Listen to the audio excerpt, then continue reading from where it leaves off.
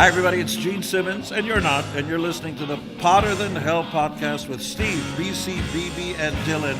But you knew that, didn't you? Ladies and gentlemen, welcome to the Potter Than Hell podcast. This is your last stop on the crazy train of hard rock and heavy metal. So sit back, buckle in, and hang on. Here we go.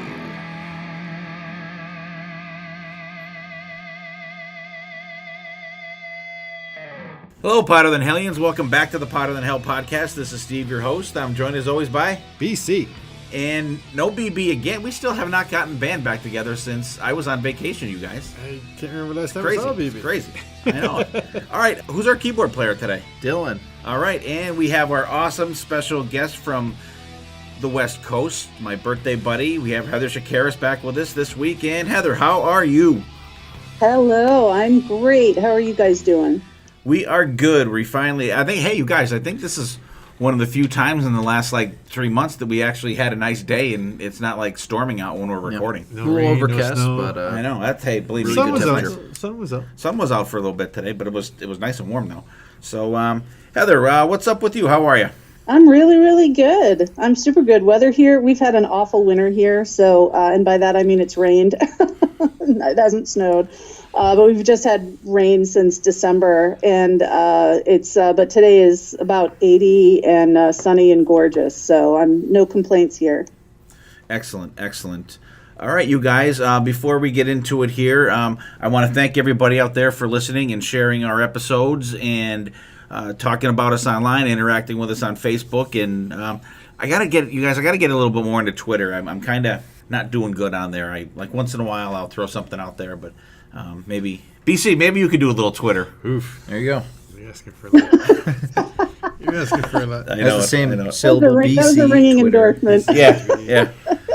BC's technological ineptitude continues. I was gonna say that could be you could be like the senior citizen of the group, but I'm actually the oldest one. But I get music on my phone. That's true. You can get music off your phone. That took a while too. Yeah, that took a little few beatings to get that out of you. Yeah, so thanks guys out there everywhere that you listen. It's crazy that we look at our stats and stuff like that, and the countries that we have people listening to us. What I'll do is maybe next episode I'll get a list of the people from countries that listen to us, and I'll read all the countries, as I don't want to leave anybody out. But we appreciate you guys. You guys, time is valuable, and you guys elect to spend a little time with us each week, and we really appreciate it. If you could go to Podchaser, give us a good review, and iTunes would be great. 5 stars if you feel we warrant it. And so check us out though.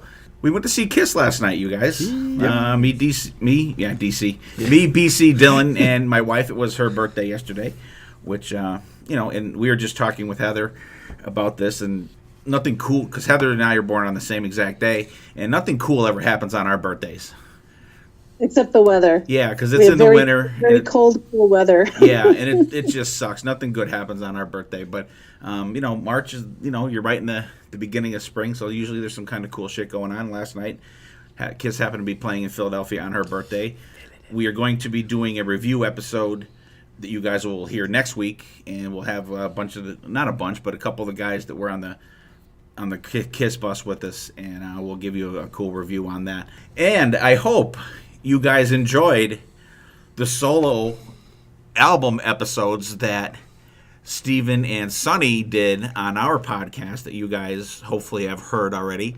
And Dylan, what was your take on how that went? I thought it was a great idea. Really cool to have some guests that we normally have on the show actually run the show and do their own thing, bring their own spin to it. And I thought it was a cool little April Fool's type of situation. And I really enjoyed doing their format on their show as well. Me and BC made quite a gruesome twosome with that episode, I think.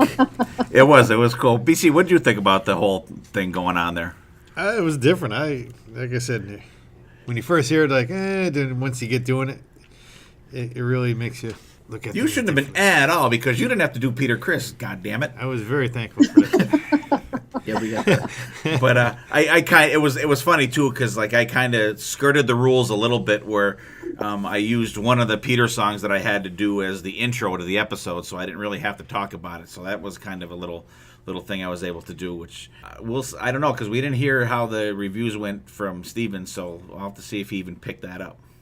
That I skirted the rules on that one because he usually calls me out all the time. So hope you guys enjoyed that. And it was just it started from a conversation with Sonny and myself one night.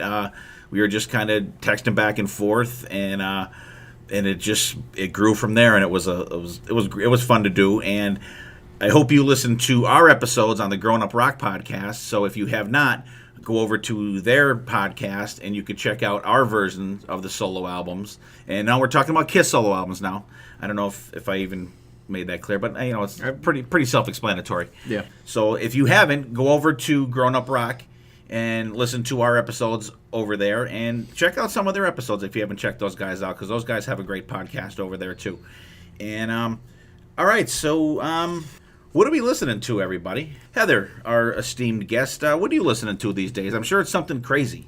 It is. Well, I think you guys would probably think it was pretty crazy, but I've been listening pretty regularly to Harmar Superstar. I'm not sure if you know who that is or not. It's not your genre music, so I'm not sure you would like it very much, but he's a guy out of Minnesota, and his real name is Sean Tillman, and I love him to death. He does sort of a funk and old R&B soul, but he's really, really fun. He's got a great sense of humor, and I like him a lot. So it's Harmon Superstar? No, it's Harmar. So Harmar. Harmar. Okay. Harmar. That's 2 words, Superstar. I actually had that written down, but I can't read my own spelling, so once again. All right. Cool. I like the funk stuff. Actually, Growing Up Rock, they did a really cool episode on funk rock. It was really cool. So you might want to check that out after you check our solo albums out. BC. Still checking out the Queensryche, The Verdict. I'm liking it. I'm really liking it. Your verdict is getting The better? record is getting better. I mean, the production is a little lower. I still didn't get a chance to check that out. Crispy. BC wasn't exactly thrilled with the production on that album. Dylan, how about you? I've been delving back into some Bowie, listening to some David Bowie, checking out his Berlin trilogy, which is the trilogy albums he wrote in Berlin. Really? Yeah. You got Low, Heroes, which is probably the most popular one, and Launcher. They're really good albums, really cool, just really introspective stuff. And Bowie is such a versatile artist. Like, you could find any type of music within his music, like rock, jazz, some techno at times. He goes all over the place. So you'll find something to like with Bowie, which is cool. So it's like the Berlin trilogy? Yeah, it's the Berlin trilogy of albums. That's it's called. Low is my second favorite Bowie album. Low is really good. There was a shirt of like the Low album cover that I wanted at Gallery Sound, and they didn't have it in my size. And I was like, no. That's a shame. Oh, I hate colors. Maybe I'll have to Curse listen you, to that Joe Nardone. Yeah. I was actually in there today. All right, me, I'm still kind of on my Maiden binge a little bit, and I just was listening today to the first Iron Maiden album, which is fantastic, and I like it because it's so different from even Killers, but there's like kind of foreshadowing of what the band was gonna become when you listen to songs like Phantom of the Opera, and stuff. Yeah, it was like right on the tip of my tongue. When you hear songs like that, it's kind of like shadowing of four things to come. And I was actually listening today to the Cars Candy-O album, which is, I forgot how good that album is. It's Oh, yeah. Yeah, I mean, it's really, really good. And it actually reminds me of the Talking Heads, but with guitars, like more guitar-oriented, that album. Because if you listen to some of the songs, like... and actually, when I was in the Gallery of Sound, it's our local record store here, and that was playing on the thing, and it didn't resonate with me right away. And I asked Rob at the counter, I'm like, is that the Talking Heads? Because I hadn't heard the album in a long time. He's like, no. He's like, it's the Cars. I'm like, the vocals were so Talking Heads-ish. It just reminded me of that. But I was thinking, this is way too much, I mean, they're not like distorted guitars, but like more guitar-oriented than the Talking Heads. But it's a great classic album, so you guys check that out. And give a shot to whatever we're listening to here. Heather's got Harman, right? Harmar. I read it again. I did that again. Sorry. Harmar Superstar. There you go. Dylan's got the Bowie Berlin trilogy going. BC still he's going for the verdict on Queensryche, and I got some Maiden and some Cars going. Right before we get into our main topic, we'll see what's happening on the Potter Than Hell news desk.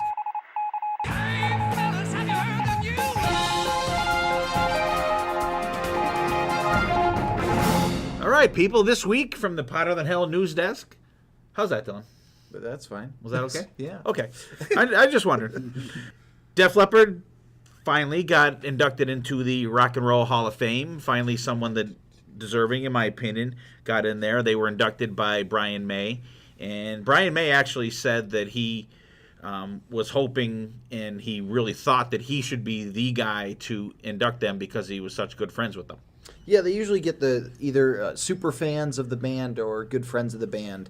Like I know that Queen, talking about Brian May, of course, Taylor Hawkins and Dave Grohl inducted them, and they also inducted Rush. So it's cool that Brian May got to help his friends get into the Rock and Roll Hall of Shame or Fame, depending on your feelings. Your point on of view or on feelings the at the place. time. I Yeah. don't know who you talk to. Yeah, it's great that Def Leppard, a band that I grew up on, is in the Rock and Roll Hall of Music, whatever you want to call it. There you go. Yeah, and I'm glad at least for this band they finally did it right. They inducted the current band and Pete Willis also, that was the guitar player before Steve Clark came in. Of course, Steve Clark was in there too because he was the guitar player for all the classic stuff, up from the beginning actually. And so congratulations, guys. Glad to see you guys in there. And seems like Judas Priest has been in the news a lot lately. A lot of back and forth with KK Downing, and now they're involving Richie Faulkner in it. And they asked Richie Faulkner what he thought about the band talking to KK or not talking to him about maybe possibly replacing Glenn Tipton, and for the touring deal. So, and he said, there hasn't really been any conversation with him, with KK in the band. And Richie says he's never actually even talked to KK Downing. And KK Downing, as we all know, said that, why did they have to get a guy that looks like me and he's copying my moves, and if he wants to play a Les Paul, go ahead, but why do you have to play a flying V like I did? And it's just all just a big kind of whatever. Drama. Save the drama for your mama. Drama. Yeah, KK's slowly becoming Ace Frehley to Judas Priest's Kiss.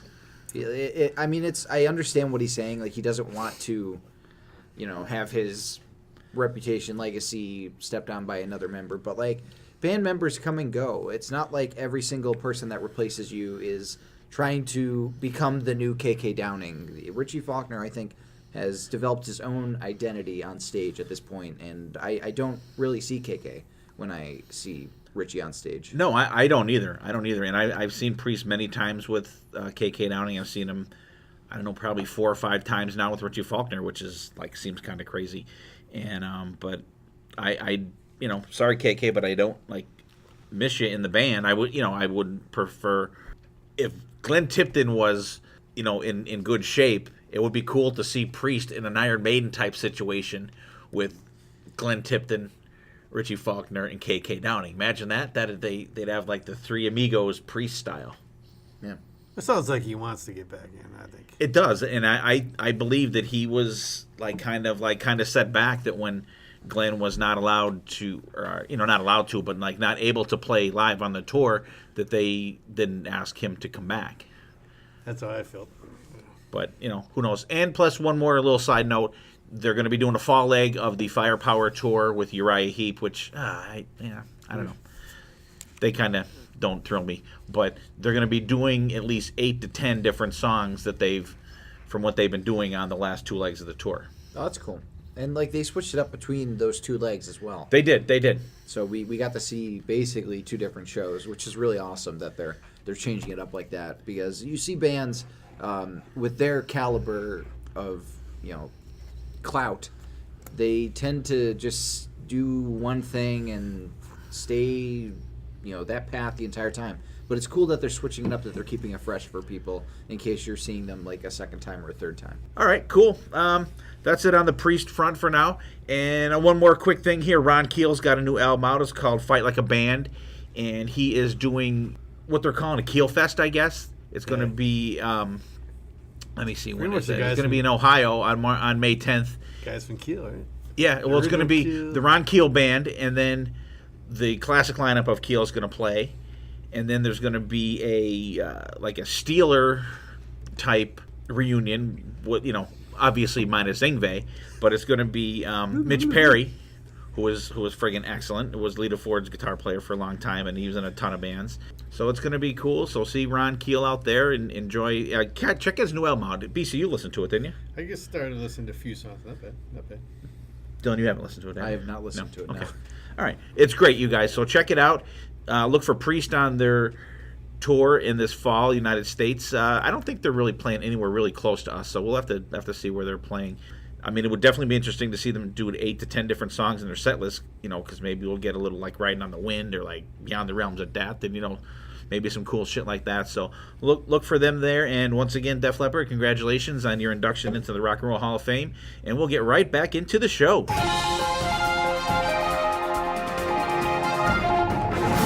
All right. What? No, I like that you called it the news desk. See, you like that? That was good. All right. So hope you found it informative and stimulating when you listen to the news. Now you're going to have to record it pretty, professionally. And in the news this week, 5 cats dead on the street or something like that. Oh, that would be horrible. You Horrible. That would be really bad. I God. don't want that because cats are amazing. So, yeah. I don't know what to say after that, though. Yeah, I don't know why I said it, in all honesty. All right. Sorry, I had lost track for a second there. As we did before when we did the Girls, Guys episode, right? Was that what it's called? Possibly. It was a long It time was something ago. like that. We did the first version of the Motley Crue show, and we had Heather and we had Jen with us, and I had invited Jen to come today. She had a dinner, I think, with her sister-in-law, and so she couldn't make it. So, Jen, you're here in spirit. And so we're going to continue on with the Motley Crue saga, and it's pretty timely. The movie The Dirt came out a couple weeks ago, and we're going to touch on that once we get going here. We'll recap a little bit. Last time we ended up at the Dr. Feelgood album that was, I think, an absolutely amazing album.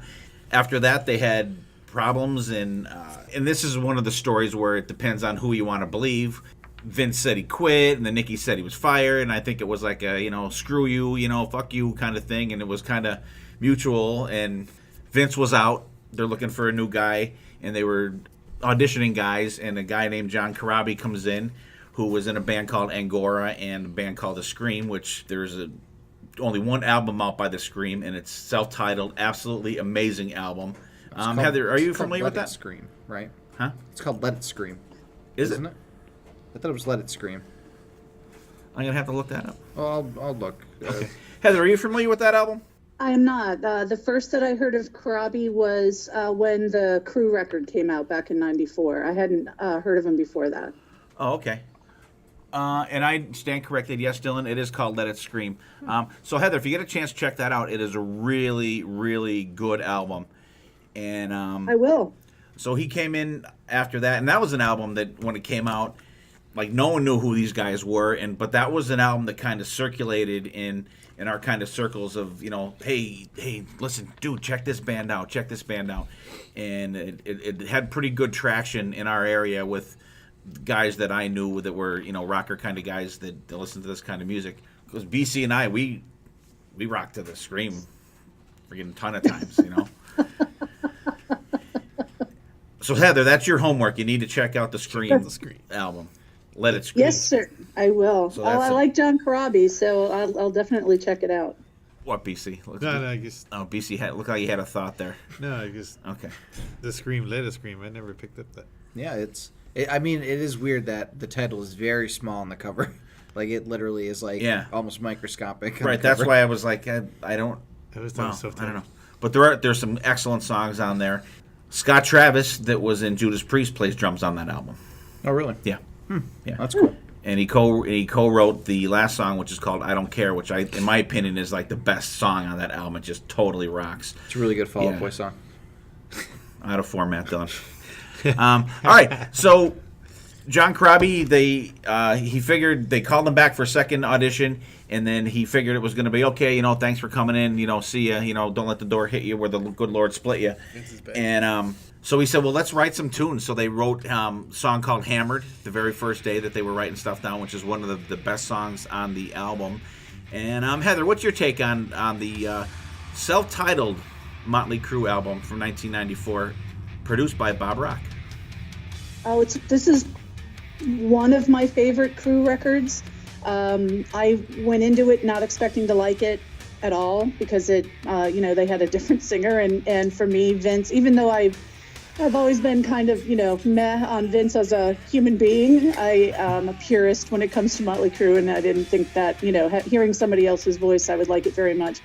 But I did. They proved me wrong. I thought it was a great bluesy rock record. I thought that they gelled really, really well. I thought that they had a different vibe, and I mean that in a good way. I just thought they really gelled together. I thought Mick's playing was off the charts. I thought that John gave Mick new life in a way, or maybe it was that Vince wasn't there and they felt a little bit freer because they had somebody who could sing differently, so that enabled them to play differently.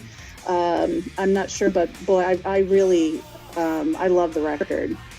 Awesome. BC, 94. Totally love this CD. I mean, like Heather said, when it came out, I was a little nervous because, change vocalists, and you're always kind of like, how's it gonna go? But as soon as you put it on, and you hear the first track, it's like, damn! It was like, I love how heavy it is, and heavier groove than say previous Crüe would have been. More harder edge than Harder edge. And less polished, I think, than Dr. Feelgood.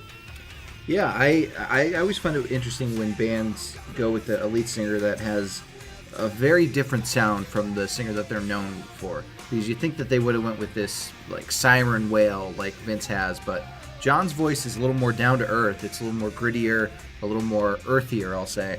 And I think it really works for this music. I don't think Vince's voice would work with this kind of music. So I think that they really found the right pairing of their new vocalist and their new music, and it works really well together. Yeah, I really enjoyed this album, and this is an album that I think it's one of those albums that is fantastic, but it's you don't really consider it like a Motley Crue album.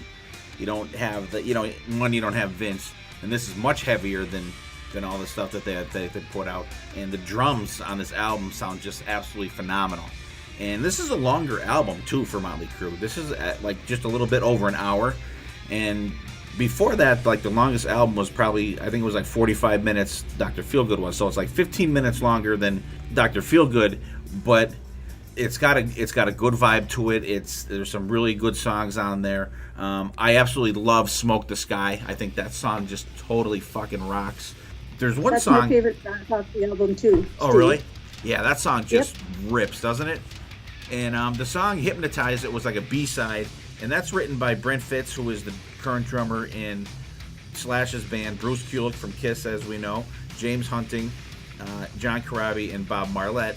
I think this was a Union song, because I don't know if Union was after that, but that was the core that was the band of Union, too. So I'm going to have to kind of look that up. But I was looking through the notes on the album, and I thought it was pretty interesting that those guys were... wrote that song, and there's not one person besides, John Corabi from Crüe that's a co-writer on that song. So it is on their album, The Blue Room from 2000. So I don't know if they just didn't record it until then and had written it in other sessions, right? Or what came first, the chicken or the egg? But it was on a Union album. Yeah. So, I mean, very, very cool album, and it was actually one of their highest charting albums. I think it charted number 7, but it just didn't stay. And there's Crüe fans that will not even acknowledge that this album even exists. If it, no Vince, no way, and we're no Vince, no problem. Yeah. Well, and I find it interesting that it charted at number 7, but it was the first album to be gold and not platinum, like for a long time for Crüe. Oh, really? Yeah, it didn't go platinum. Didn't go the distance. Yeah. Yeah. So, and then when they put that out, they did a like an EP that you had to order just through the album. And what the hell is that called? Quaternary. Yeah, and it's got a song from one from each of the guys, and then one with all of them. And Heather, what do you think of that? We could talk about that just briefly. Yeah, I loved it. Planet Boom, Tommy's track, I think is fantastic. That's one of my favorite. I don't know if I would say favorite Crüe songs because it's just Tommy, but I love it. I still listen to Quaternary now, and it's, what is it, almost 25 years since that came out? That's hard to believe. Yeah, that's crazy. And if you listen to Planet Boom, I think that kind of showed where Tommy was heading. Yeah. Like sound-wise and the type of music that he wanted to get into. And we'll get into his changing, in a little bit. But I don't know, Dylan, have you listened to this Quaternary at all? I didn't get a chance to. No? Okay. I overlooked this one. Okay. BC, I know you have. What do you think?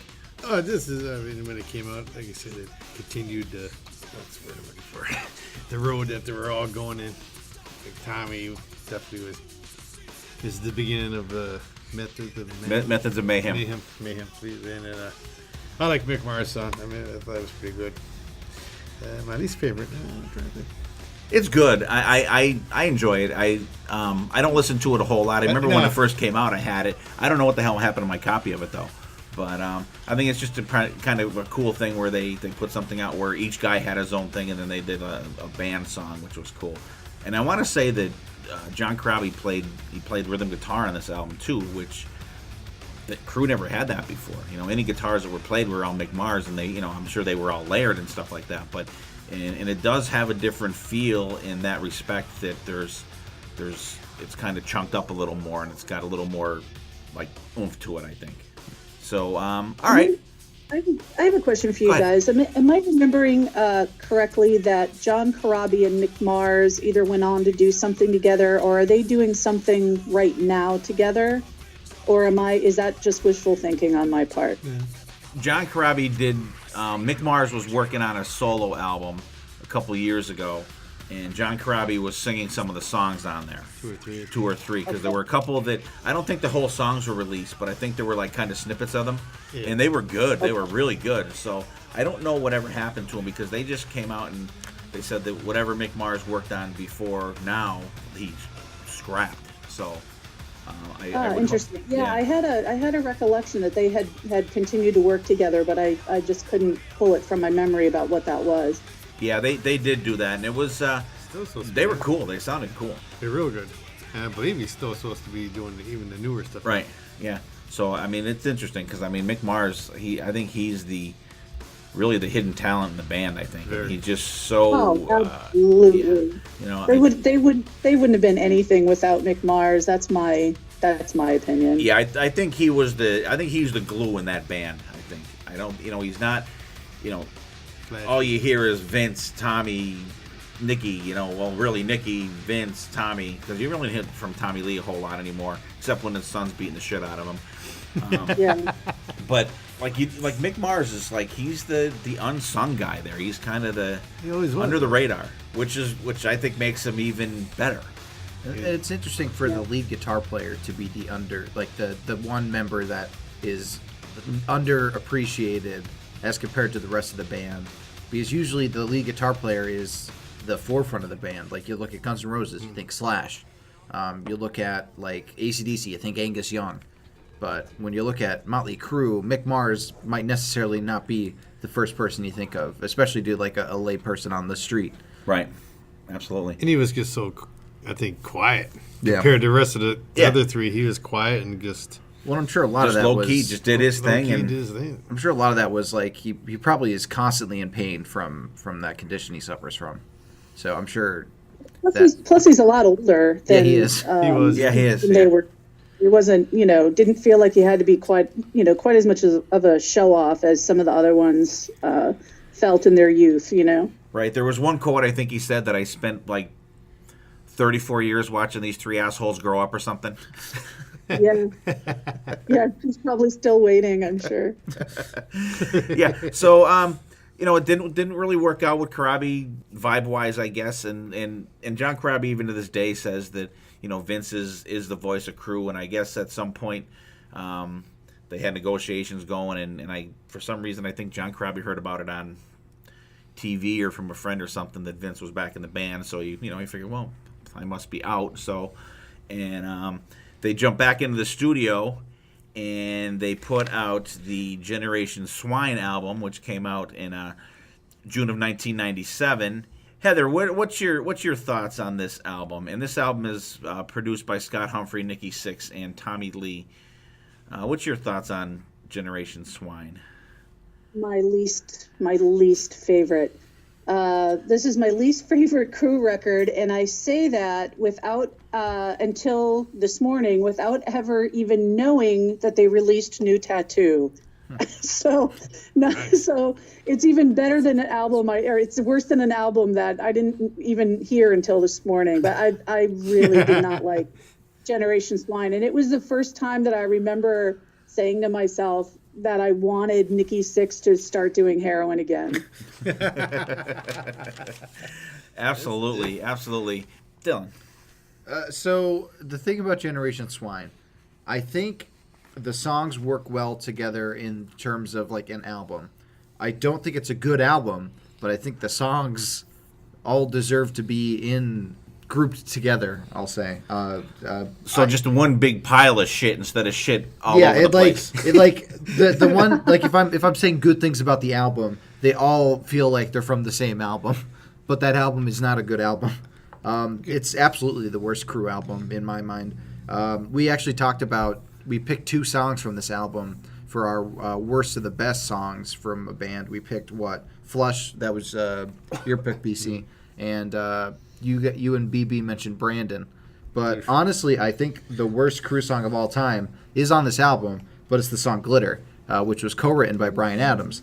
I listened to that song, and I'm thinking, I see the backing vocals I'm like, oh, Robin Zander and Rick Nielsen are doing backing vocals. This should be really good. Yep. Holy shit, that is a horrible song. I don't know what they were doing. This album is just like, let's try something different, but we don't really care about that different. Like, only one person I'm sure cared about that different thing, and the rest of the band was like, okay, let's just phone it in and put this record out. That's how it seemed to me, but that's just from the outside looking in. It's a terrible album. Well, what I don't understand is it's let's do something different, but let's really issue Shout at the Devil 97. Yeah. And I thought to myself, what are you doing? And it reminded me of when the Police did a remake of Don't Stand So Close to Me in I think it was 1986. And it was awful. And, what do you take? Why take an iconic song? Why does a band take one of their most iconic songs and redo it? I'll never understand the decision-making process. And that's a terrible remake too. Like, it is. I don't know if I've probably heard it and probably just blanked it out of my mind. I'll have to maybe I would rather check that I would out. rather listen to that than Shout 97 though, I think. Because Shout 97, it's just like it takes out the best parts of the original song and then puts in some really shitty parts in its place, and I don't understand what they were thinking with it. Yeah, same. Yeah, that one. I mean, here's the comeback of, say, Vince Neil, and you come out with this album. I was like, oof. As soon as the first track came on, I was like, oh my God, what is this? The only track I think stands out on the album is Afraid of anything remotely Motley Crue. Not saying it's a Motley Crue, but good Motley Crue. Yeah, when this album came out, I was like, all right, new Crüe Vince album. is back. Vince is back. It's gonna be, Dr. Feelgood Part 2 or self-titled Part 2, and it was like, what the fuck is this crap? And I think you're right, Dylan. If you listen to the album, all these songs belong together in the fucking trash heap. And I really thought I remember listening to this when it first came out, and for some reason I had stuck in my head that Rat Like Me was a good song. It's not. It's just not. And there's just crap on there. I don't know. You like Brandon, though, right? Oh, yeah.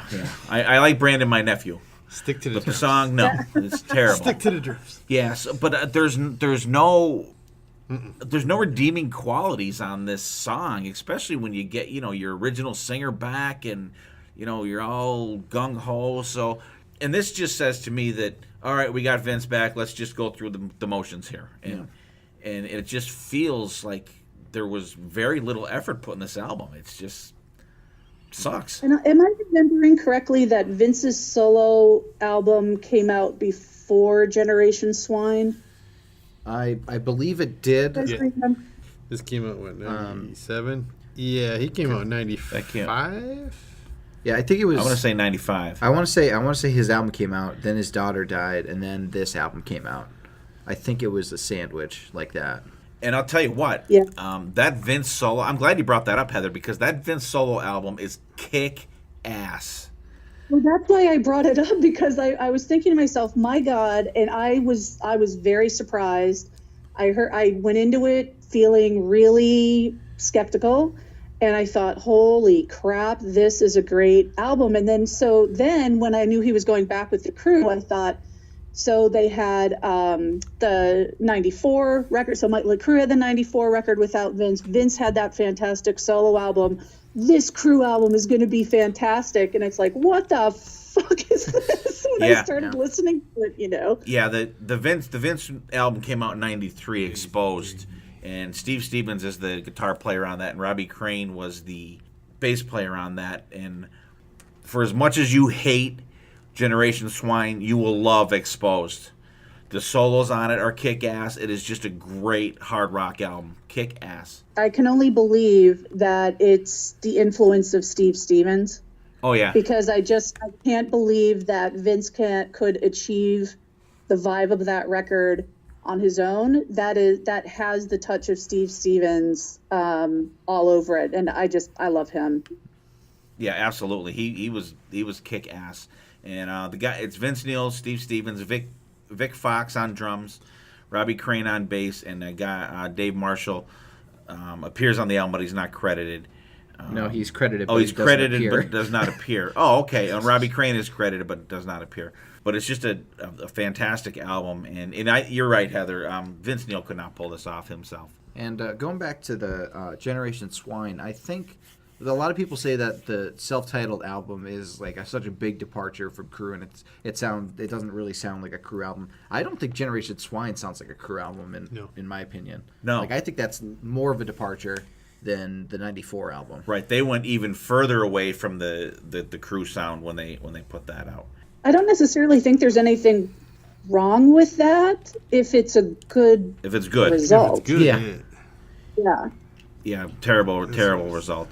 Yeah, and if you look into the Vince Neil album, you have guys like Steve Stevens, Tommy Shaw, and Jack Blades co-writing on some of the songs on this album. So there's Vince Neil's name is on there just so Vince Neil's name could be on there.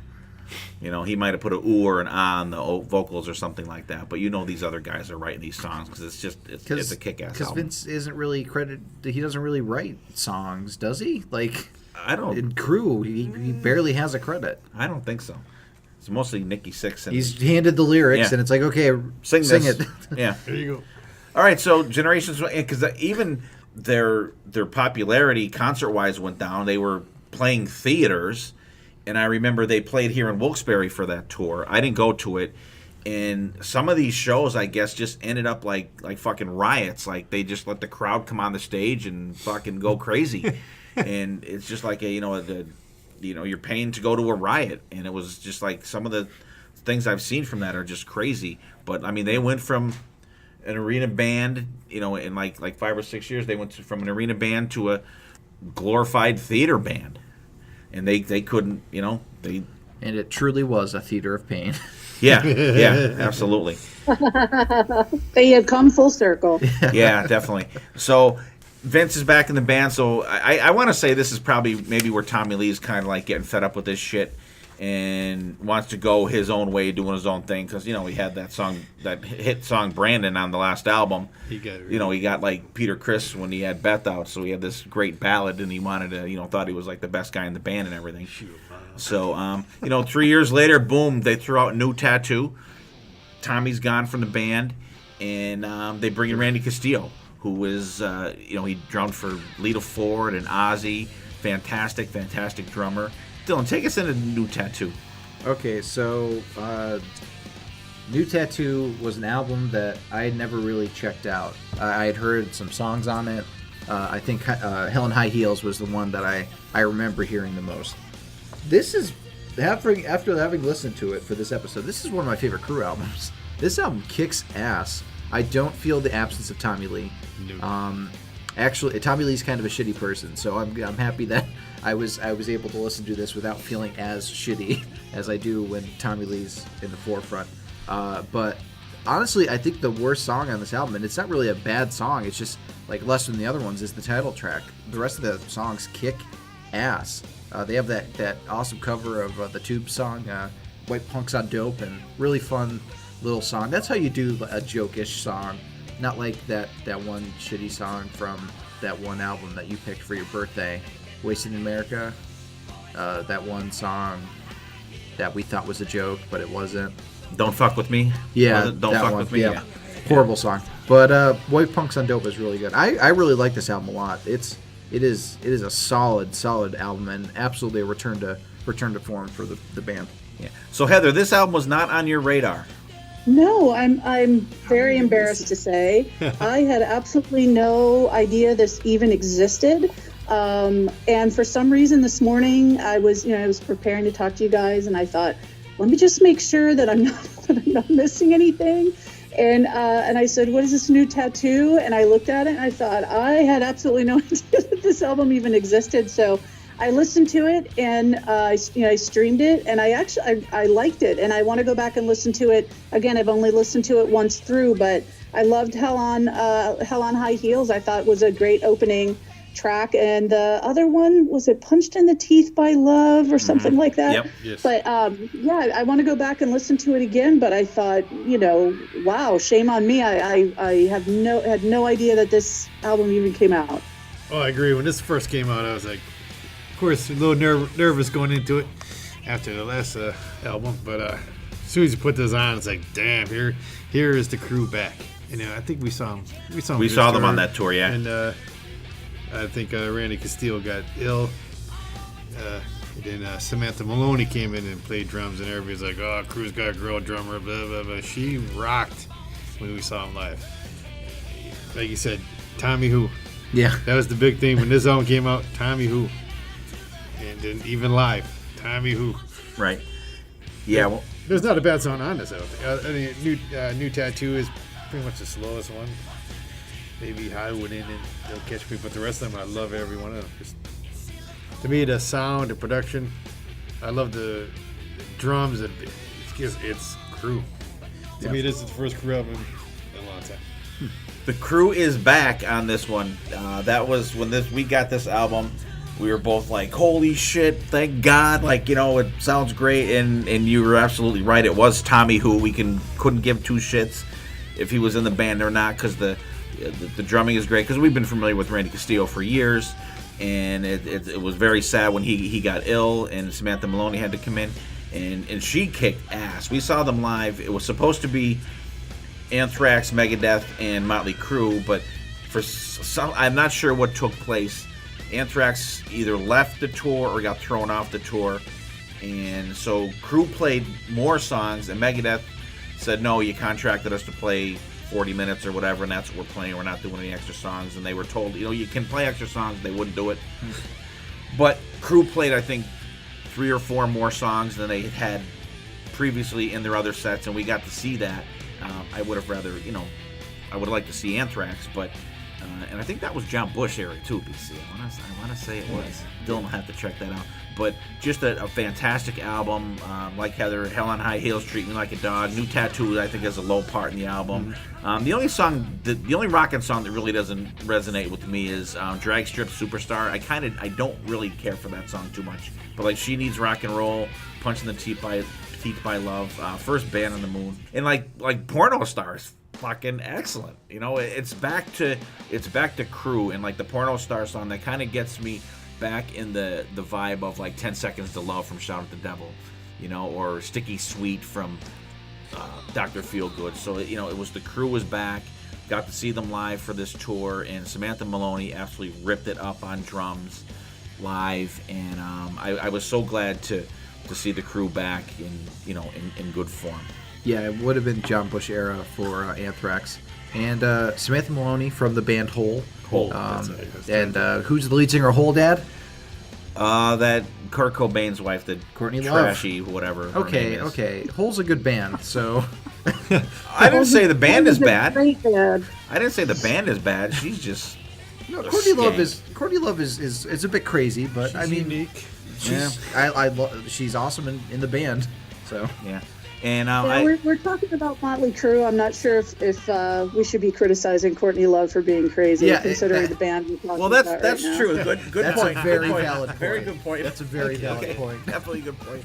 And Mike Klink was the producer on this album, who we know is famous for producing Appetite for Destruction from that little old band called Guns N' Roses. And the album cover for this is awesome. This is a cool album cover for New Tattoo. Oh yeah, it's like a They got It's like a dragon Dragon thing around in a tattoo. The or a tattoo. gun. They got that from Bruce Dickerson's Yeah, Tattoo Millionaire album Yeah. cover for the artwork. and apparently Oh, really? the title track, according to the biography, The Dirt, is about Nikki Sixx cheating on Bruce Dickinson's wife, Tattooed Millionaire. Like apparently that's Nikki Sixx, Oh really? according to the rumors from the book. Oh, okay. Whatever We'll get was into getting the to. dirt in a little while. That song and "Crying Like a Bitch" is also written about Nikki Sixx. Yeah, from Godsmack when they toured when they did Crüe Fest with them. So hey, Crüe's back, and we're gonna take it right into. I mean, and there was a big gap now. You had a 3-year gap between Generation Swine and New Tattoo, but you have an 8-year gap now between New Tattoo. And we're going to talk a little bit now about Saints of Los Angeles and all the kind of crazy shit that they had going on leading up to that. Now, Dylan's going to take us into that. Yeah, so everybody was doing their own side business stuff. Nikki Sixx was on the band, like in the band's 58 and Brides of Destruction. Vince Neil was on some reality shows and was doing the solo stuff. Mick Mars was suffering from his illness, which is really, really sad.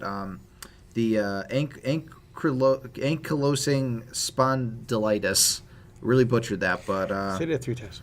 it's a hereditary form of arthritis that really it's like I heard it was described as like cement, like almost in your spine. Your It's spine and like joints just and everything. kind of crushing them down. Tommy Lee did Methods of Mayhem and was a solo artist. In 2001, they came out with their autobiography, The Dirt. And that was on the New York Times bestseller list in the top 10 for 10 weeks, which... That's a good run. That's a really good run for an autobiography from a band. In 2005, they did their Red, White, and Crüe compilation album. They recorded a couple songs from there, like new songs, If I Die Tomorrow, Sick Love Song, and a cover of Street Fighting Man from the Stones. Do we want to talk about those? Have you guys listened to those songs? I have. I'm familiar with them. They're not too bad. Nothing special. They're not bad. Street Fighting Man, like that's another song that a lot of people covered that I'm just like, sick of it. But Sick Love Song and If I Die Tomorrow, they're not bad.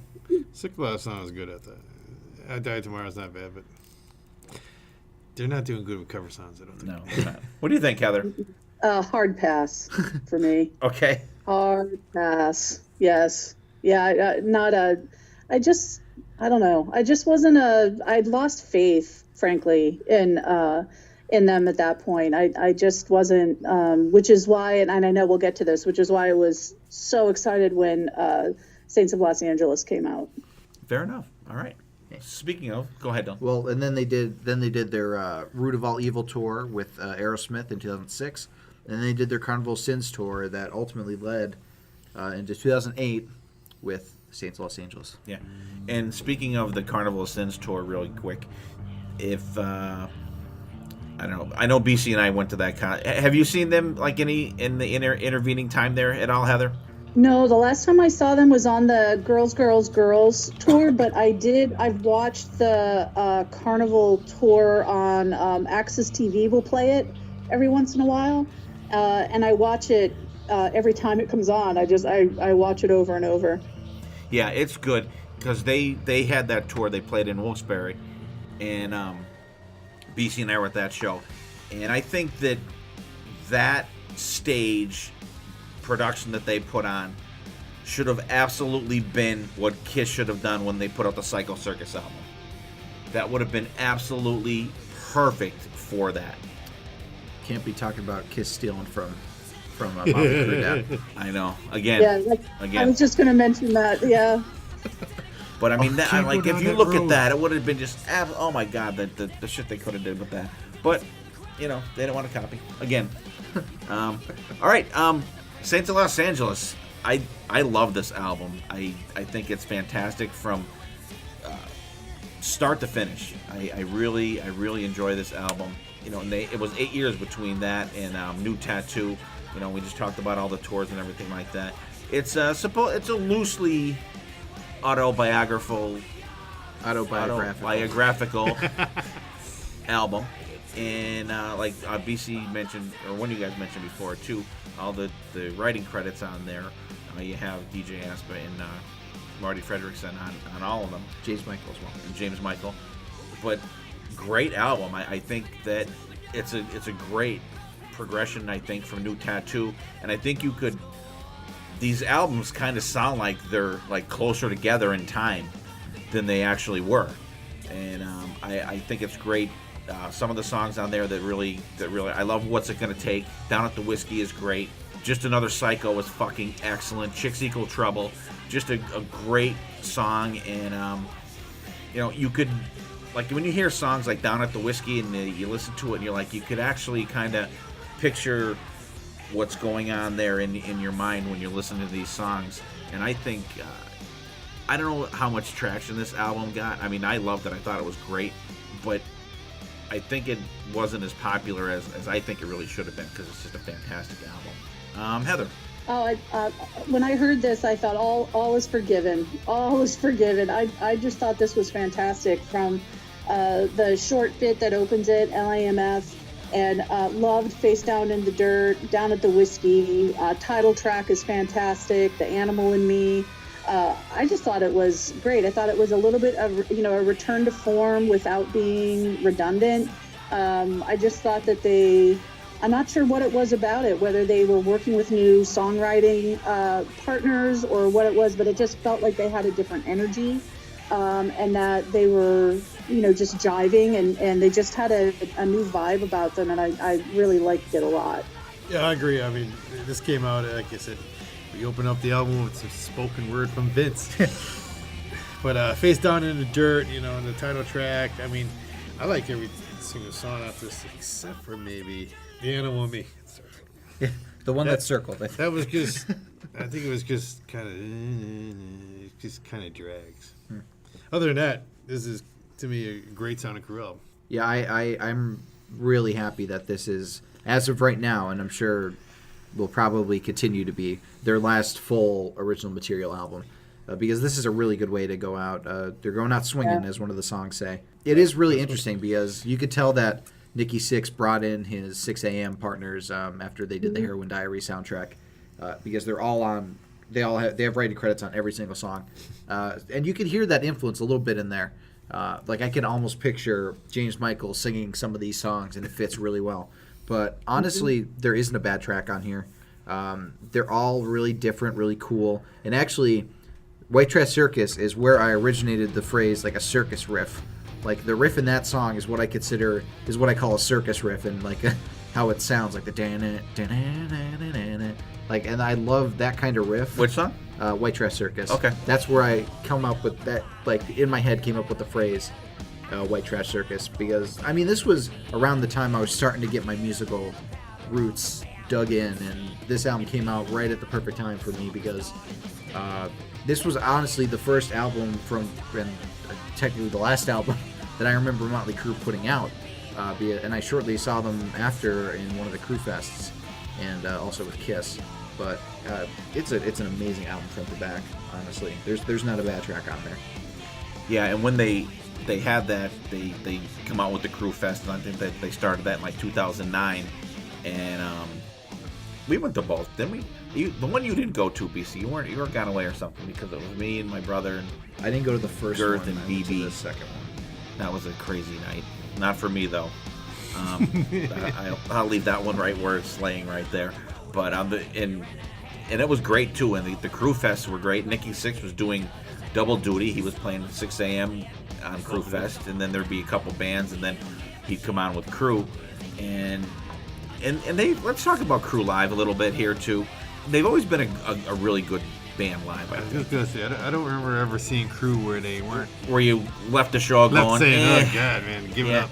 I mean, although I didn't see any of the, which I'm dumbfounded that I haven't seen any of the tours on the end when their last tour, but all the shows that I've seen, you know, from the very first show that I saw them for Theater of Pain, all including and up to the Saints of Los Angeles and the Crüe Fest shows, but that was pre-Vince Neil mailing it in. Yeah.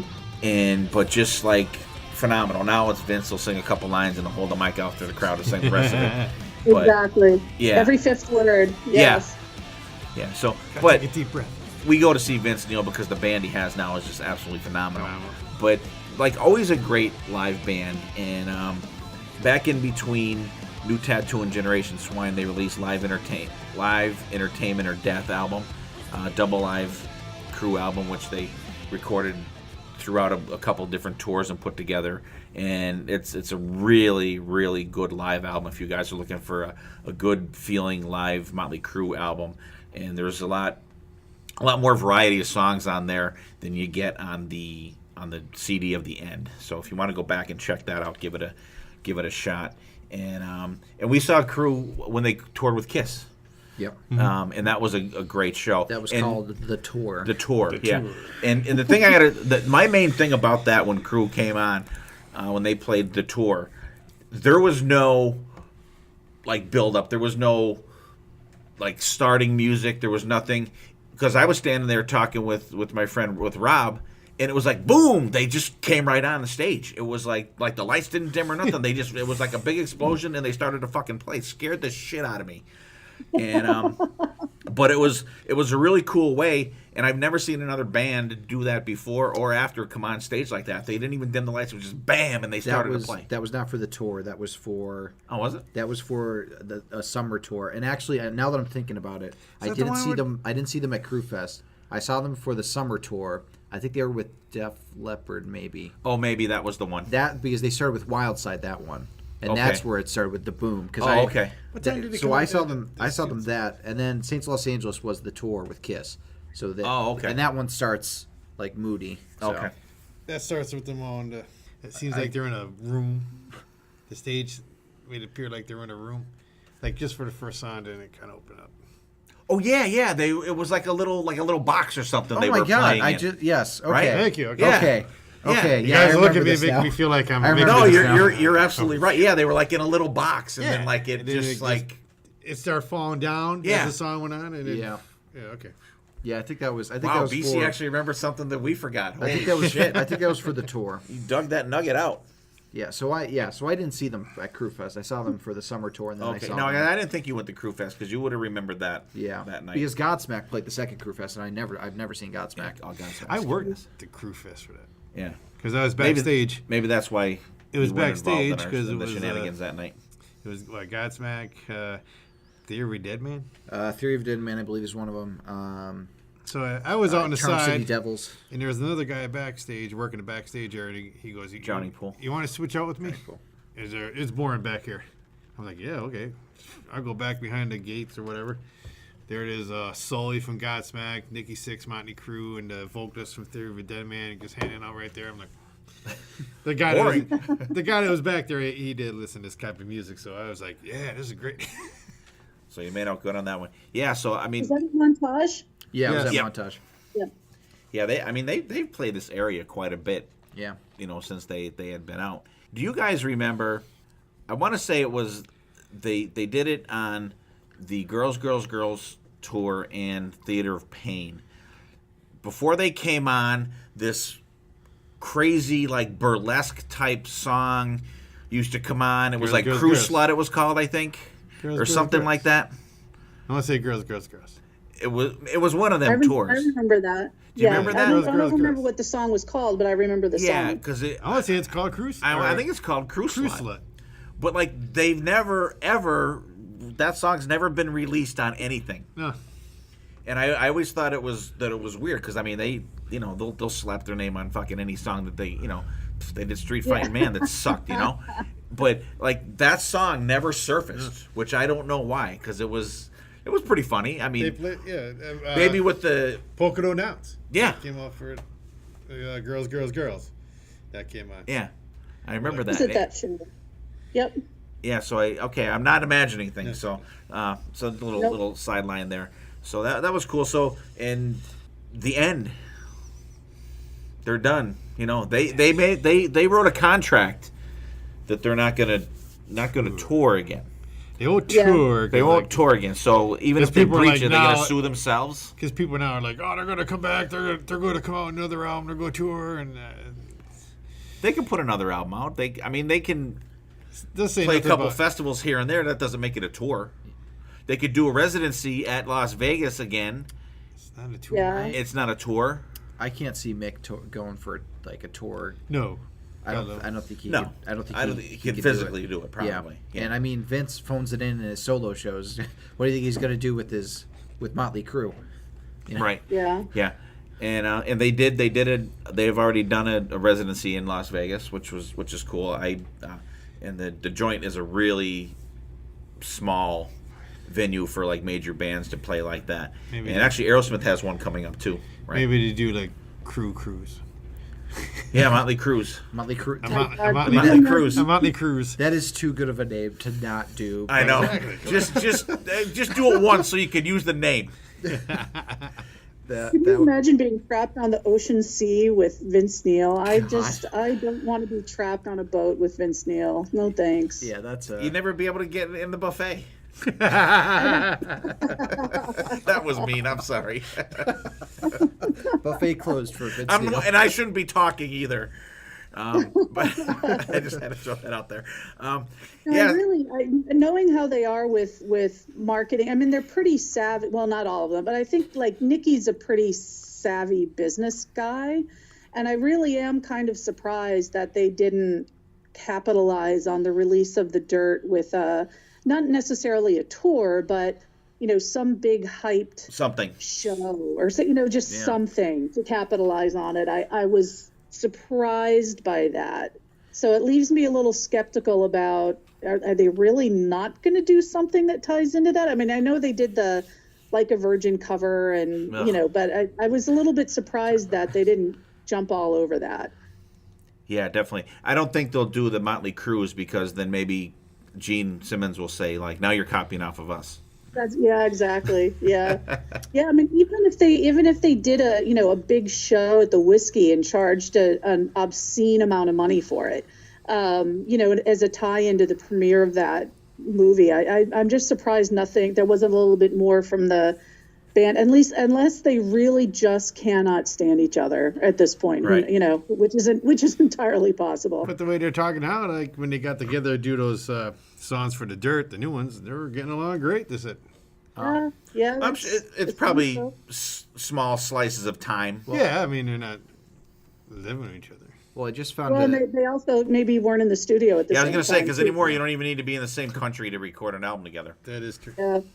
I just found an article on Blabbermouth, actually talking about Nikki Sixx, talking about playing live again. He said that he was doing an interview with Tommy Lee a couple of weeks ago, and we were asked if we would ever play together again, and Tommy said, I don't know, maybe if we got into the Rock and Roll Hall of Fame or something, we could dust off a couple of our old classics.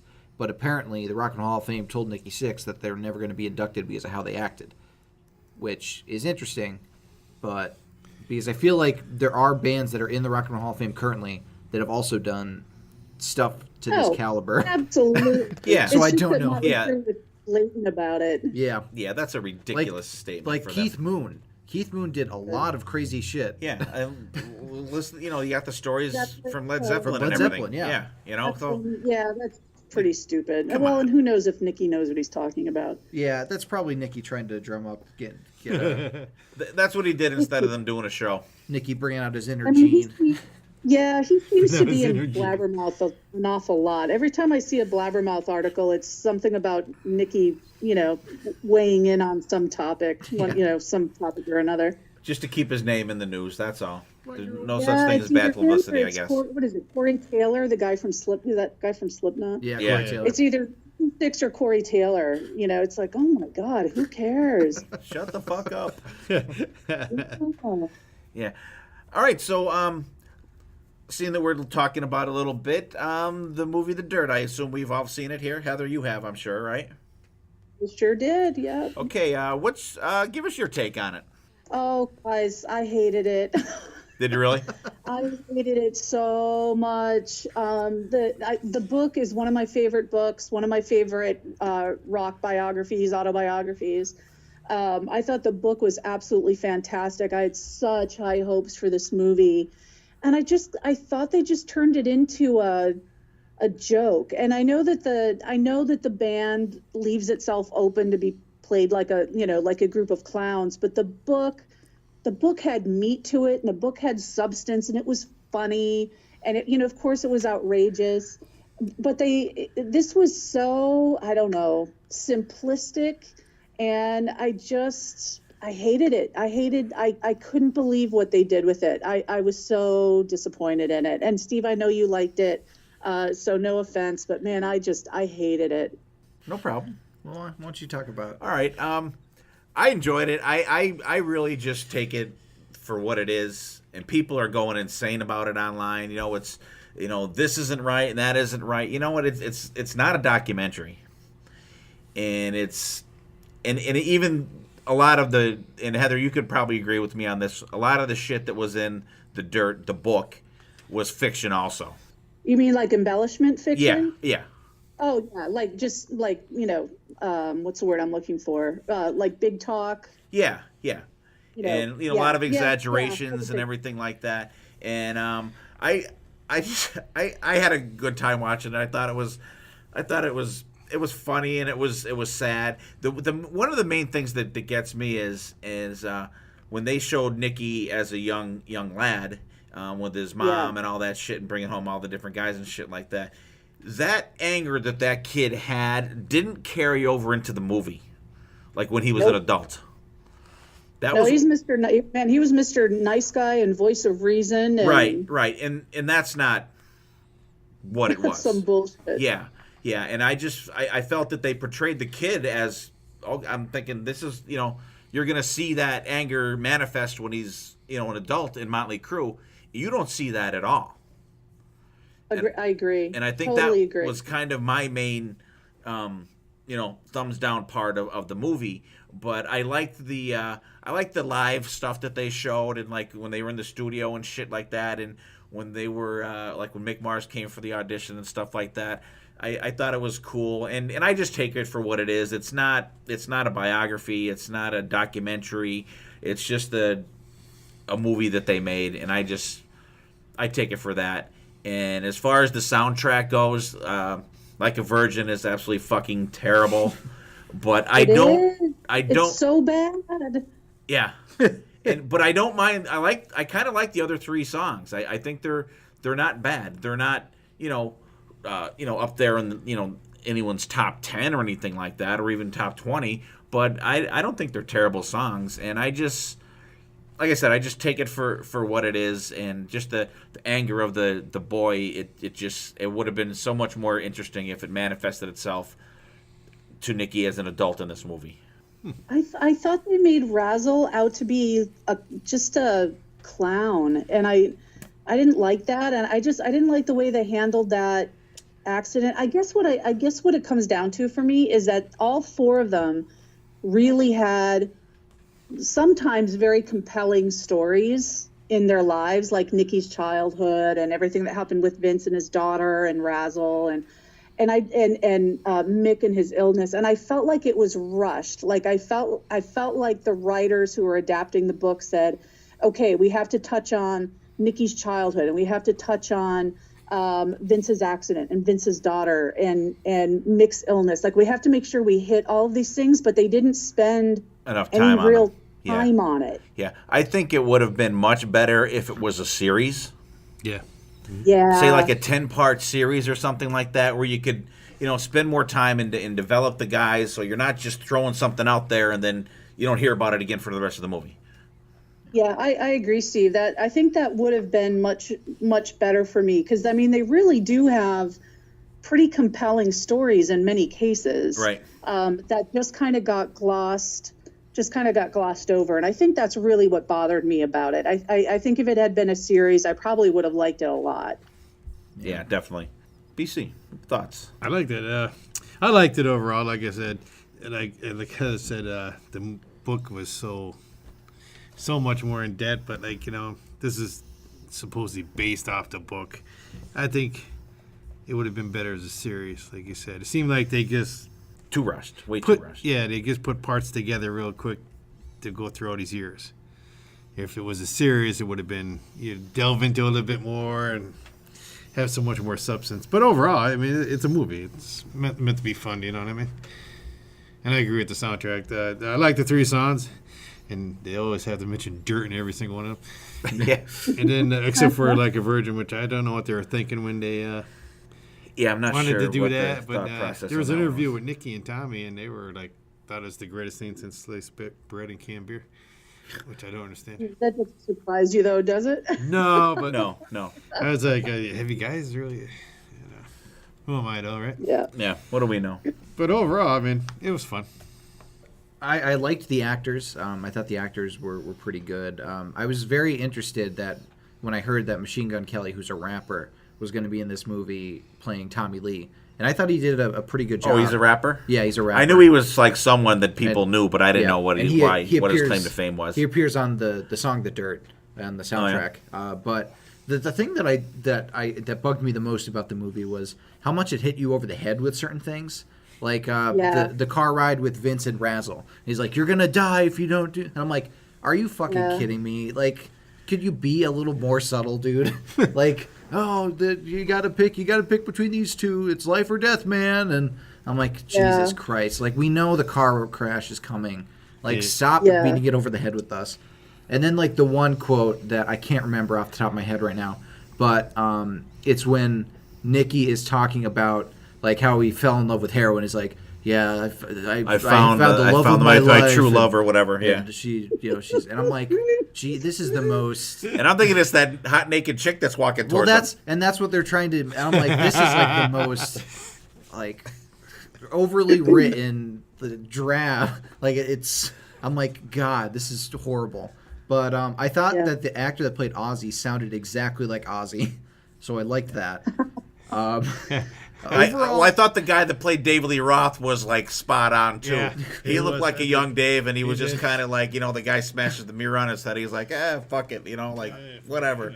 I just think it's just like a typical biopic. Like nothing special, nothing like that really made me go like, wow, this is really awesome. It was good at times. Or nothing that you never knew before. Yeah, like when I knew that wasn't gonna be the case either. And I wish there was some consistency with the narration, because I know they were trying to do like the book where it's like, everybody says the things, but like it was mostly Nikki. And then sometimes you would have them saying the stuff on camera, sometimes you wouldn't. Yeah. And like I wish there was some consistency there, because I was always thrown off when all of a sudden Doc McGee would turn to the camera and be like, "Oh, well, this happened," and I'm like, "We have never seen this before, and it's like 40 minutes in the movie. Why are we doing this now?" It's just some consistency. Mick Mars was doing it. Yeah. But I kind of thought it was funny. It's like I don't even know what part it was. It was like, well, that never fucking happened or something like that, and then it goes right back to whatever the hell. It is fun. I just wish it would happen more in the movie. Yeah, because I love like that's not how it actually happened, and like this is like I love when things do that, And I Right, think, but you didn't see how it actually happened. like, yeah, But I don't think they did that because it's a point of view kind of thing too. well, Yeah. I know that's why they did that, but I just wish that they would have consistency on how they did it. Right. Because it was too much either like it was voiceover or it was looking at the camera and like they would switch back and forth on which one they wanted to do at the time. And I just wish it was just like consistently like you're either looking at the camera like The Big Short or you're doing voiceover like Goodfellas.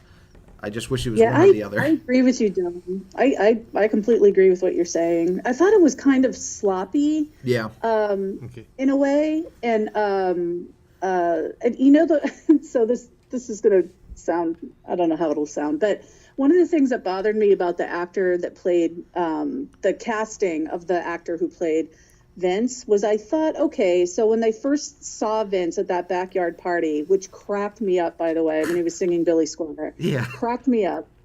But as he got older, he didn't get older like Vince got older. Where was the belly? Where was the, like, he didn't, you know what I mean? Like, I kept thinking to myself, all right, Tommy's hair is getting shorter. Like, all right, so Tommy's kind of aging the way that Tommy aged. His hair's changing as his hair changed. Nicky pretty much stayed consistent, but Vince stayed this tiny little petite, thin guy, and I thought that is bullshit. Like, you know what I mean? Like, at least like put a prosthetic belly on this guy and and some jowls and make him look like he really looked toward the end. And then the other thing that really bothered me was when I know that Machine Gun Kelly and Pete Davidson are like best friends, but when Pete Davidson showed up and he was doing Pete Davidson as this with a wig on.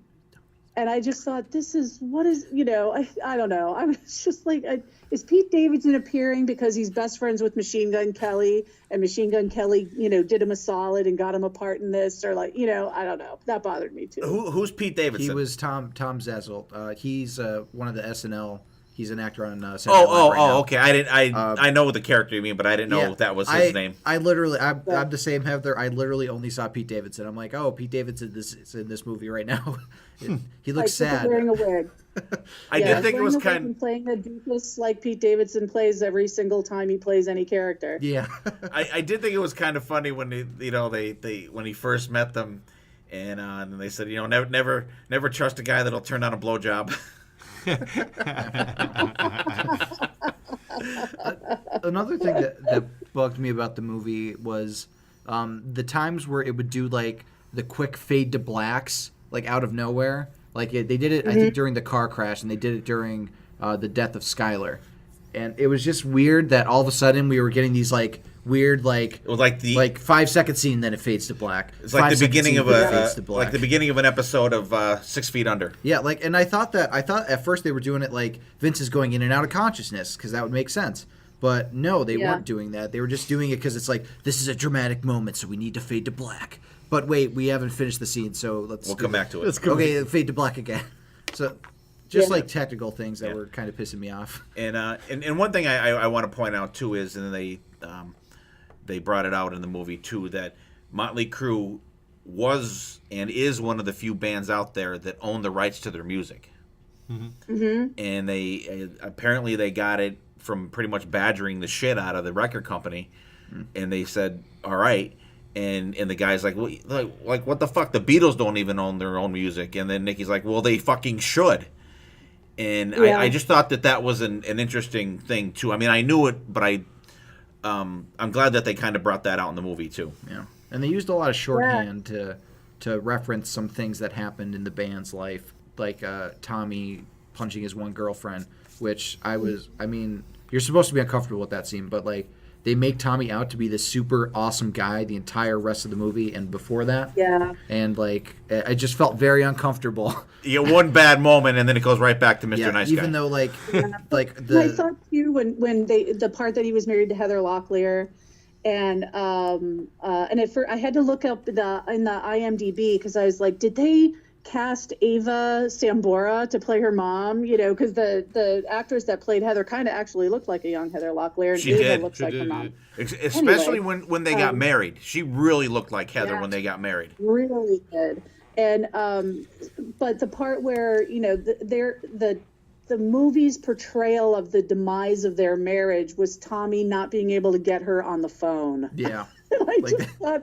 I thought, oh wow, what an oversimplification of what happened in their marriage. Like, so again, Tommy looks like the good guy, she can't talk to me, so she's too busy for me, so woe is me, I'm this awful, whatever. Oh, I never thought of that. I think that's a good point. I think the movie is, and you could you could tell that the band was heavily involved because of this.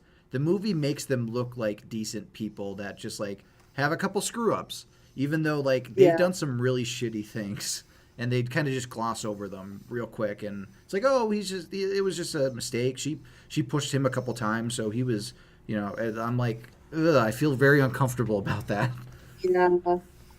Yeah, I have to say, the movie made me far more uncomfortable than the book ever did.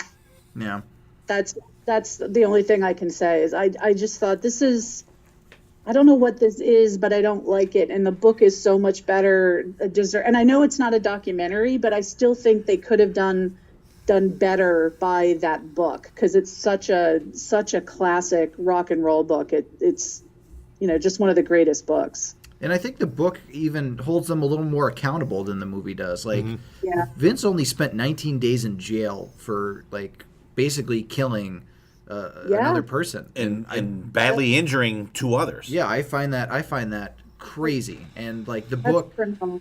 like criminal. We literally just get like Vince going like, "You probably all hate me because I killed Razzle." And I'm like, okay, is that all we're not in love with you because of that? Is that all we're going to talk about with this? You literally killed a dude. Yeah. And I think and didn't pay for it at all. And he I mean, that was a perfect example of, money walks, bullshit talks. I mean, you're a rock star. And what was they used? Well, if he's not touring, he can't pay his fines or whatever, some ridiculous thing like that. You know what? Yeah. Go to fucking jail, for more than 19 goddamn days. Yeah. Yeah. It's just agree. bullshit. Well, I even thought the portrayal of Doc McGee was interesting, because it made, in my opinion, it made Doc out to be the voice of reason and a very rational businessman. And I thought to myself, I don't recall that being who Doc McGee. I mean, clearly he was a businessman, and he was he built a very formidable empire for himself, but I don't think he was the rational voice of reason and just kind of like the father figure saying, "Oh, these crazy boys," like Yeah. I don't think that's how that I don't think that's true. And it's funny. I saw the real Doc McGee last night at the Kiss show. Yeah, he walked right by us. Oh, you're kidding? No. Yeah. He was at the sound. He must have been at the soundboard during the show. So when we were walking up the aisle, him and his little entourage were walking down towards the stage. Oh, how funny! Yeah. He's played by Gail Boddicker from Breaking Bad. I like that actor. He's good. I think he is really good. He's good. And he's on Billions. Was great on that one. And I agree with Dylan. Was it you that was talking about Machine Gun Kelly and Tommy Lee? I thought he did a pretty good job. Yeah. I think so too. I think in Ramsey Bolton as Mick Mars was good. The only person that I felt okay with, like, being like, yeah, you're okay. Right. You're a somewhat decent human being. Heck. I've always felt that about Motley Crue and Mick, is like, you seem like the only redeemable yeah. guy in this entire band. God bless your heart. You're like the scariest looking, but I know you're probably the kindest and most rational one in the whole band. And it's so weird because the actor that plays him plays the worst character alive on Game of Thrones.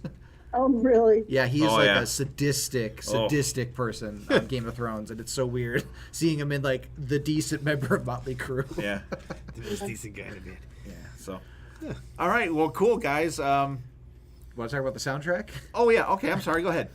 No, they recorded. Well, I touched on the songs. You go ahead. Okay. Well, the rest of us did not. Oh, I'm sorry. They recorded what? 4 new songs. 4 new songs. The Dirt. 3 in a cover. Well, they recorded 4 new songs. The Dirt, established 1981, featuring Machine Gun Kelly. They did Ride with the Devil, Crash and Burn, and a cover of Like a Virgin by Madonna.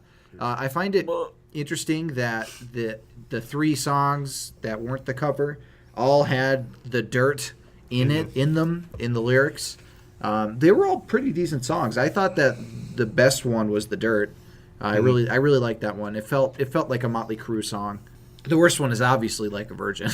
Horrible, horrible cover. Red, man. It's red. No, I agree. I agree with Dylan. The Dirt was by far my favorite, and then Ride with the Devil and Crash It. Like you said, everything's like you listen to. It's like dirt, get the dirt in. Like, dirt. I'm like, and then the last one, Like a Virgin. Just I don't know. I try to be open minded, but nah. And I find it interesting that Saints Los Angeles was supposed to be like the Dirt, the soundtrack, to right? Dirt. And they ended up actually doing it later on. Heather, what's your thoughts on these songs? Pretty much the same as BC and Dylan. I like the Dirt the best. I was super excited when I saw the article, again, Blabbermouth, that talked about them releasing a cover of Like a Virgin, because I do like when bands who you wouldn't expect to do a song pick a song and do it and really nail it. And so I was so excited when I pressed play on the in the article, and I thought, oh my God. You heard the balloon pop. What are you? It's like I just want to crawl in a fetal position under my coffee table. Like I just can't handle it, how bad that decision was. And I thought at first it had potential as just something like, what? It didn't make any sense. And I thought this could be really, really fucking awesome. And it was not. It was the opposite of that. Exact opposite. And I thought it would be redeemed watching the movie. Like, I thought there was going to be, like, a fun scene where maybe they were, like, playing it in rehearsal or something like that just to fuck with people. But it's not even in the movie. So, why did they do it? It serves no purpose whatsoever other than them putting out a total shit song. And it doesn't say Dirt in it. And that's the last song. Yeah, it doesn't say Dirt in it. That's the last song that Motley Crue might ever put out. Oh. I cringe to think of that. Well, it felt to me like I'm not sure if you're familiar with the band The Revolting Cocks, but it's from the 90s, and it's Al Jurgensen of Ministry and a bunch of guys. And anyway, they do a cover of Rod Stewart's Do You Think I'm Sexy? And it's this hard industrial cover. And so you think it was one of those situations where when the Crüe announced they were doing Like a Virgin, I thought, oh, this is going to be like Do You Think I'm Sexy by the Revolting Cocks, and it's going to be a masterpiece. And wow, I would be very curious to know how that even came to happen. Yeah, and why they decided to do that. I think it was like, so who... was it Tommy that was like, hey, this would be... Wasn't Nicky walking his dog or something? Yeah, Nicky was walking his dog. And like I said on that, when we had a couple episodes ago, I said, maybe the dog took a shit. Yeah. And that, they wanted to do a song that resembled that pile that was there on the ground. I just like... I think it's... like Heather said, I think it's cool when a band covers a song that's outside of their comfort zone, but like, you got to do something interesting with it. And they did not. I find it was interesting, but not in a good way. I find the lyric changes strange that they did, because like they would only change a couple of lyrics, and I didn't understand why they changed those lyrics and not other lyrics. Like I don't know what was wrong with So Shiny and New that they had to change it to something else. Yeah, I kept thinking to myself, oh, is this because like you took girls' virginity, and that's really funny? Like, you know what I mean? Yeah. It was like, I don't understand this. Yeah, there's just nothing good whatsoever about it. No, it's just such a great way to end this episode talking about such a shitty song. Yeah. What the fuck were they thinking? Well, we will be ending on a low note this week. Oh no! Yeah. Hey, So I meant to ask you guys, because we didn't touch on it, and I don't remember whether we touched on it in the last episode, which is almost exactly a year ago, by the way. Oh wow! The song "Primal Scream." And did that came from? Was that from one of the first greatest hits collection? Is that where that came from? Yeah, like the Supersonic Relics or something. Supersonic Relics and Rarities, or one of those. yeah, I think we did touch on it a little bit, but let's actually end on a good note. We'll talk about that. Yeah. We'll redeem ourselves from talking about that piece of crap that is that song. Yeah, Supersonic and Demonic Relics is the album that it was on. Okay. All right. My opinion, one of the best Crüe songs ever. Mm-hmm. Fantastic live. The video was really cool when it came out, and it's just weird that it wasn't on in like an actual album would come out on a greatest hits thing. Yeah. And they've done that though. Like even up to now, they kind of release shit in dribs and drabs and just throw a song out there. When they did Sex, they just threw that out there and stuff like that. But I mean, I think it's a fantastic song. Yeah, I would rather them put a good song like that on a greatest hits album and not try to like put in filler songs to fill out an entire album, or just release it as a single. I think that that's a good way to give fans something new, and also on a business side to get them to buy the greatest hits album, even if they have like a million greatest hits albums from them, but they have that new song. You got to get that song. Yeah, and it's a great song. If back in the day, I would definitely buy that album just to get that song, because it is one of their best, and it's a good crowd sing-along song too, because there's those gang vocal parts that are perfect for call and response. I agree with that. That's a great tune. I did buy that album when it came out. But I remember that. There's a lot of very good stuff on this, I thought, too. Not everything, but there's some good stuff on there. Relics. But Prom Screen is definitely a Crüe song that stood the test of time in my book. Yeah, I agree with you, BC. All right, awesome. There's our high note at the end. Thank you, Heather, for bringing that up.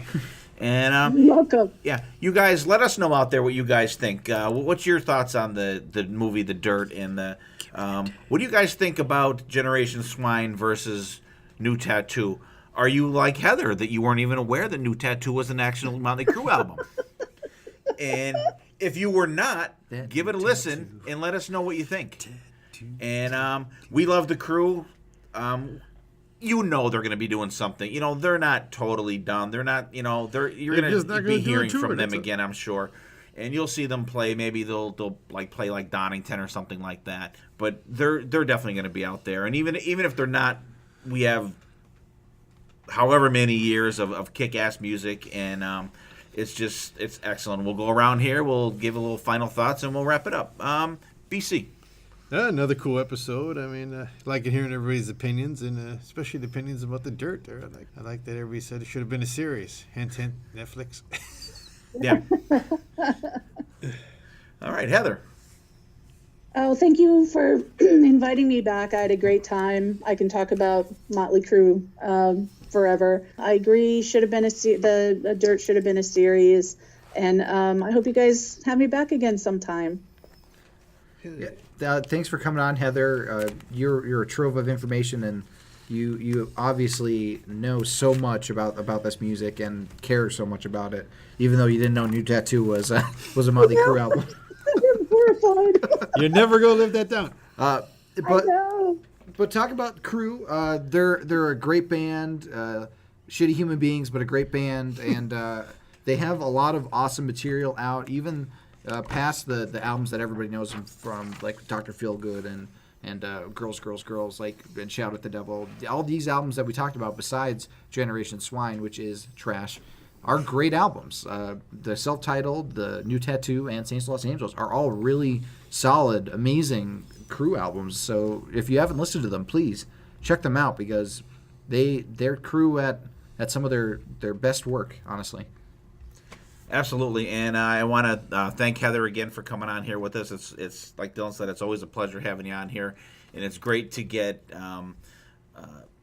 another perspective, and it's great to have a female on, break up the big sausage party that we have going on here every fucking week, and it's always great having you on here, and Jen, and thank you for spending time with us, and it's always cool hearing your insights and everything on stuff, and you definitely know your Crüe and your music, so we will absolutely have you back on, because I have a couple of things in the hopper in my brain that we're going to bring you back on for, and we really appreciate you spending time of your because I know you're busy all week and giving up a little bit of time on the weekend to spend with us, and I want to thank you. Oh, no problem. And I want to thank everybody out there for listening once again, and if you have not checked out our solo albums episode, go back, check them out, because you have one from Steven and one from Sonny, and then go over to the Growing Up Rock podcast and check out ours, me and BB doing Peter and Ace, and BC and Dylan doing Gene and Paul, which that sucks how that worked out, by the way. Wait, you picked the I You know, picked the I things know, out. I know. We did our sophisticated picking thing that we do on the podcast here. We pick out of a hat. I got the shortest straw once again. The shortest straw. Yeah. So, guys, thanks for listening. We appreciate you guys. We love you guys. Keep sharing us. Keep liking us. Give us some cool reviews. And we will see you next time. And there definitely will be a next time.